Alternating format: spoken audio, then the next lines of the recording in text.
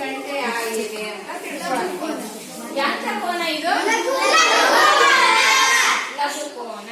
ಸರಿ, 2 ಗಂಟೆ ಆದಾಗ ಕೋನ. ಲಂಬ ಕೋನ. 90 ಡಿಗ್ರಿ ಆದಾಗ 3 ಗಂಟೆ ಅಂದ್ರೆ ಕರೆಕ್ಟ್ ಆಗಿ 90 ಡಿಗ್ರಿ ಆಗಿರ್ತದೆ. ಎಂತ ಕೋನ ಅದು? ಲಂಬ ಕೋನ. 90ಕ್ಕಿಂತ ಹೆಚ್ಚಾಯ್ತಪ್ಪ ಲಂಬ ಕೋನ. ವಿಶಾಲ ಕೋನ. ಈ 5 ಗಂಟೆ ಆದಾಗ ಈಗ 2 ಗಂಟೆ ನೋಡೋಣ. 6 ಗಂಟೆ ಆಯ್ತು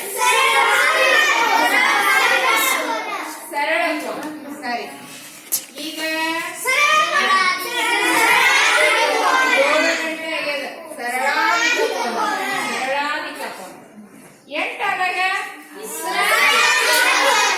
9 ಆದಾಗ 10 ಆದಾಗ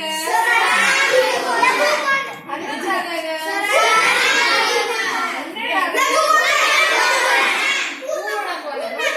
ಒಂದು ಬಾವಿ ಆಯ್ತು ಪೂರ್ಣ ರೌಂಡ್ ಅದರ ಮೇಲೆನೆ ಅಂದ್ರೆ ಎಷ್ಟು ಡಿಗ್ರಿ ಆಗದು? 360 ಡಿಗ್ರಿ ಕೋನ. ಅದನ್ನ ನಾವು ಪೂರ್ಣ ಕೋನ ಅಂತ ಹೇಳ್ತೀವಿ. ಈಗ ನೋಡ್ರಿ, ಈಗ ಎಷ್ಟು ಲಂಬ ಕೋನ ಆಗ್ತಾವ? ಇದು ಒಂದು ಲಂಬ ಕೋನ. ಸರಿಯಾ? ಈಗ 6 ಗಂಟೆ ಆದಾಗ ಎಷ್ಟು ಲಂಬ ಕೋನಗಳಿರ್ತಾವ? 2.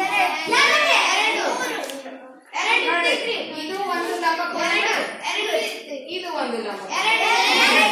2 ಲಂಬ ಕೋನಗಳು. 9 ಗಂಟೆ ಆದಾಗ ಎಷ್ಟು